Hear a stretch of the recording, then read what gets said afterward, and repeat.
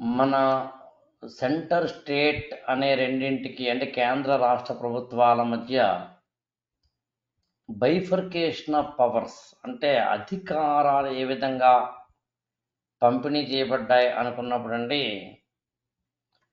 మనకి భారతదేశంలో ప్రాచీన కాలంలో కూడా అంటే యాన్షియంట్ ఇండియాలో కూడా కాన్సెప్ట్ ఆఫ్ డీసెంట్రలైజ్డ్ అడ్మినిస్ట్రేషన్ ఉందండి. అది మీరు గమనించాలి. ఈ కేంద్ర రాష్ట్ర ప్రభుత్వాల మధ్య అధికారాల పంపిణీ అనేది డీసెంట్రలైజేషన్ ఆఫ్ ద అడ్మినిస్ట్రేషన్, పాలన వికేంద్రీకరణ అంటారు. అందుకని అలా పాలన వికేంద్రీకరణకు సంబంధించిన డీసెంట్రలైజేషన్లో మనం మహాజనపదాల దగ్గర కానీ, మౌర్యుల దగ్గర కానీ, గుప్తుల దగ్గర కానీ, తెలుగు నేలలో అయితే కాకతీయులండి, కృష్ణదేవరాయలు లాంటి విజయనగర రాజులండి, వీరందరూ కూడా డీసెంట్రలైజ్డ్ అడ్మినిస్ట్రేషన్లో ఉన్నారు. కింగ్ సుప్రీం అథారిటీ అయితే అయి ఉండొచ్చండి. కింగ్ అంటే రాజు సుప్రీం అథారిటీ అయి ఉండొచ్చు, కానీ provincial and village level officials కూడా ఉండేవాళ్ళు. ప్రొవిన్షియల్స్ అంటే రాష్ట్రాలు. అలాగే మీకు భారతదేశంలోనే లోకల్ సెల్ఫ్ గవర్నమెంట్ అనేదాన్ని గ్రామాల స్థాయిలో చాలా బాగా వెల్ స్ట్రక్చర్డ్గా చేసిన వాళ్ళు చోళులండి, చోళ వంశస్థులను. అంటే భారతదేశంలో డీసెంట్రలైజ్డ్ అడ్మినిస్ట్రేషను, కేంద్ర రాష్ట్ర ప్రభుత్వాల మధ్య అధికారాల పంపిణీ అనేది ఏమి కొత్త కాదు.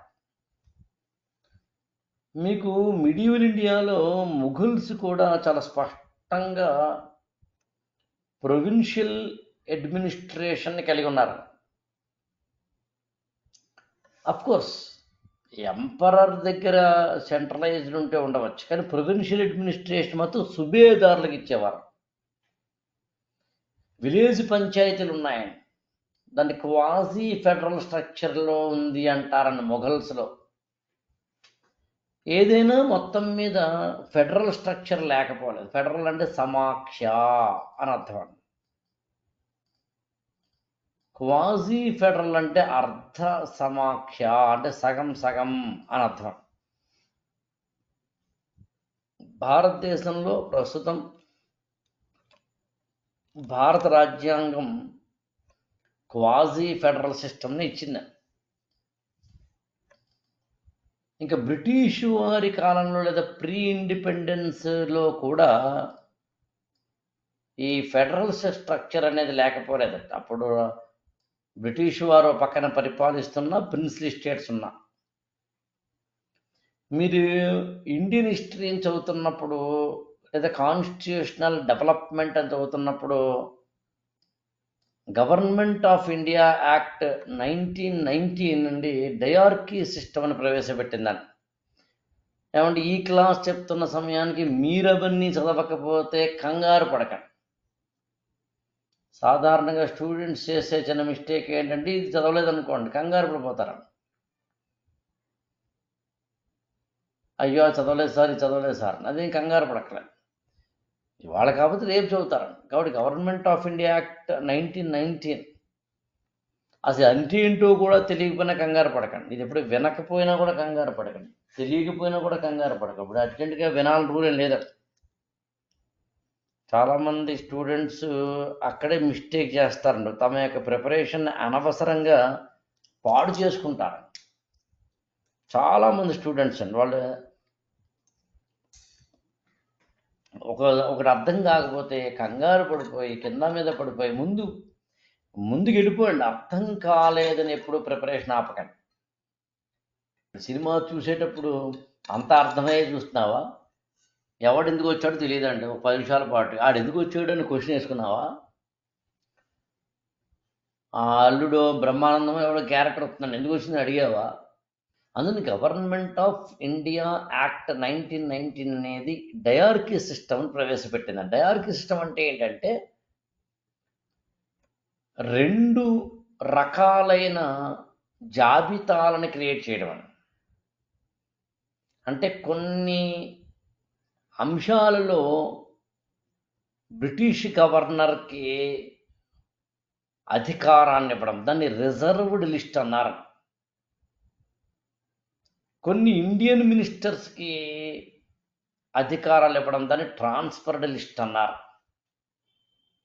ఇవాళ ఎలాగైతే భారతదేశంలో union list, state list, concurrent list అని 3 ఉన్నాయి. లిస్ట్ 1, లిస్ట్ 2, లిస్ట్ 3 అంటారు వాటిని. లిస్ట్ 1, లిస్ట్ 2, లిస్ట్ 3 అంటే అర్థం ఏంటంటే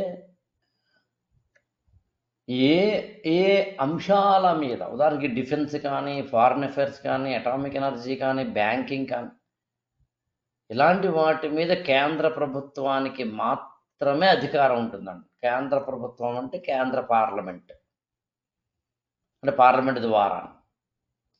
police, public health, agriculture, local governance లాంటివి స్టేట్ లిస్ట్ అండి, స్టేట్కి మాత్రమే ఉంటుంది.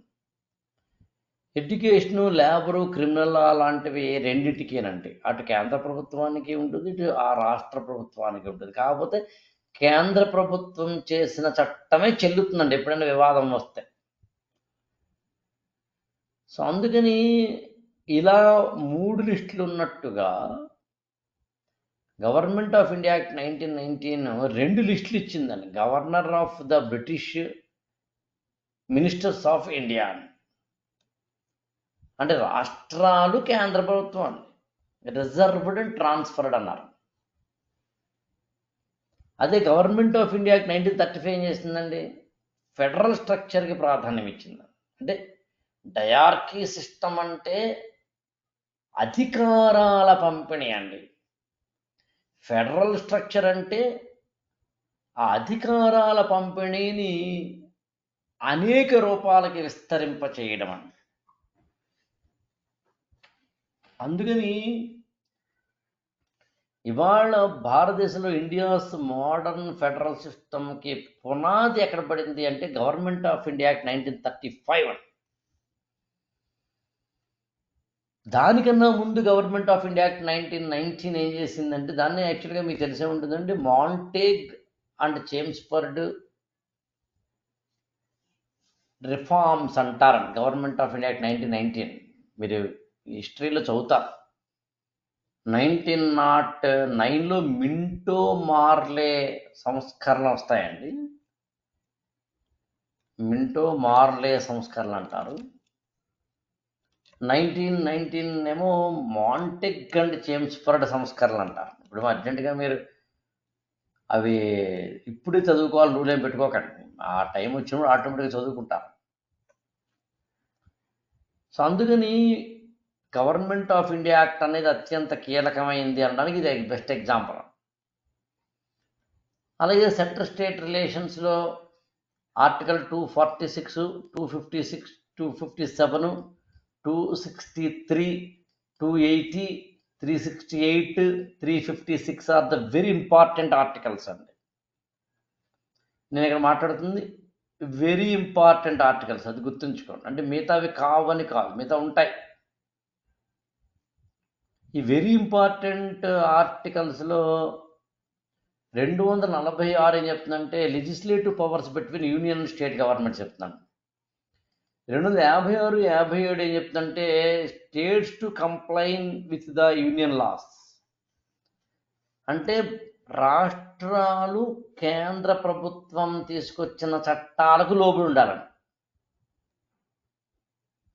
అంటే అర్థం ఏంటి, centre is able to direct the state governments. State governments ఎలా ప్రవర్తించాలో, ఎలా ముందుకు వెళ్ళాలో ఎవరు చెబుతున్నారు అని అడిగితే ఒక్క విధంగా చెప్పాలి అంటే సెంటర్ చెప్తుంది, అకార్డింగ్ టు ఆర్టికల్ 256 అండ్ 257 అని.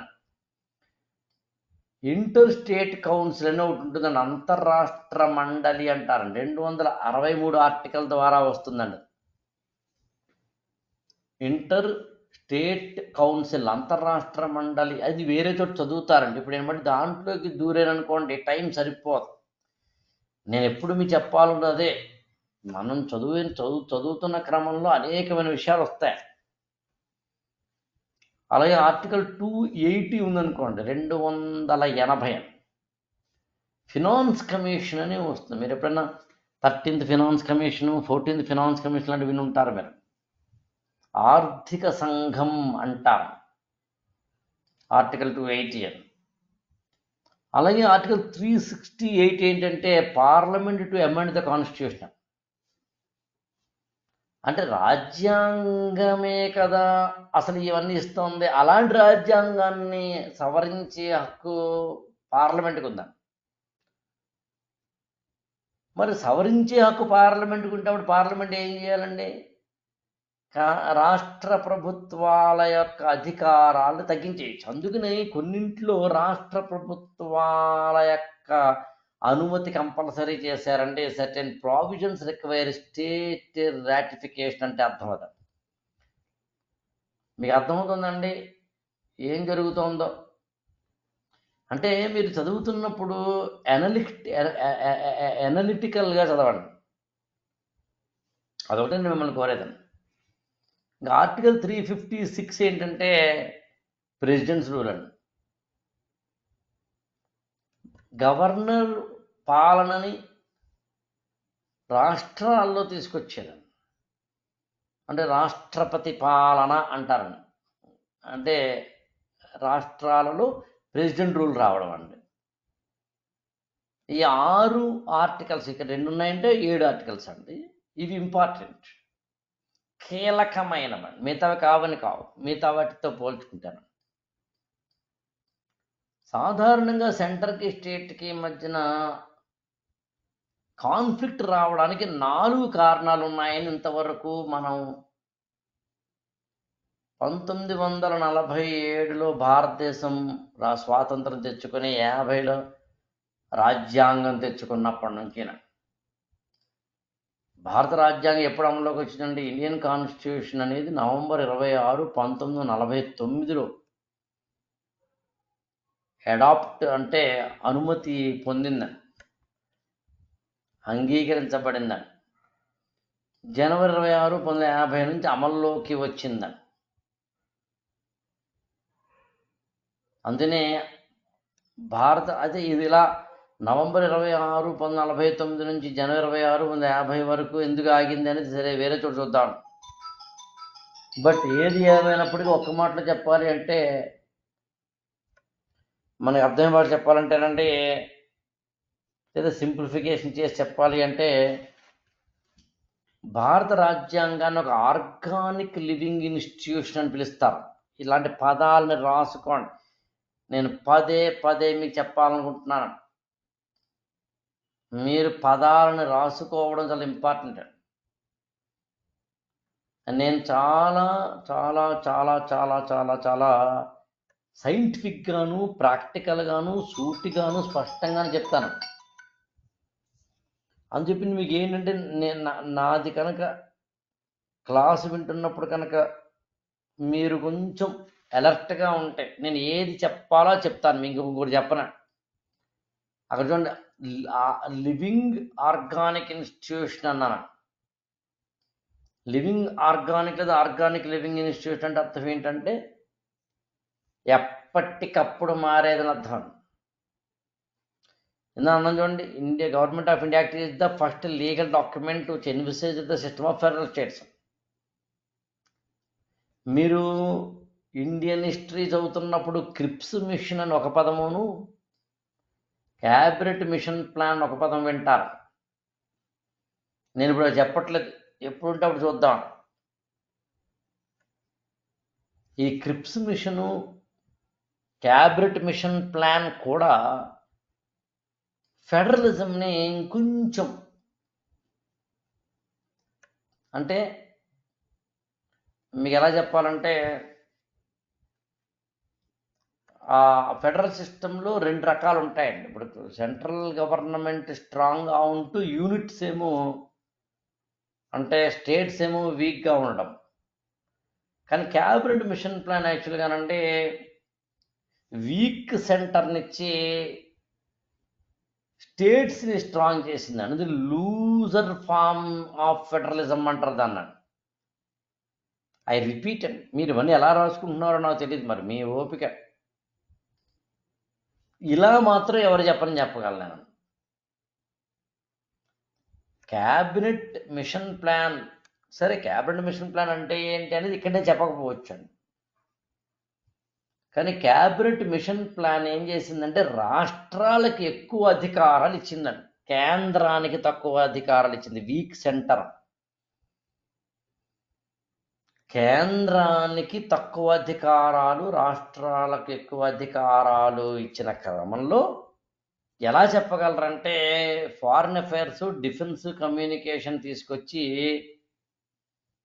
కేంద్రానికి ఇచ్చి మిగిలినవన్నీ రాష్ట్రాలకు ఇచ్చేసినాయి. మూడే 3 కేంద్రానికి.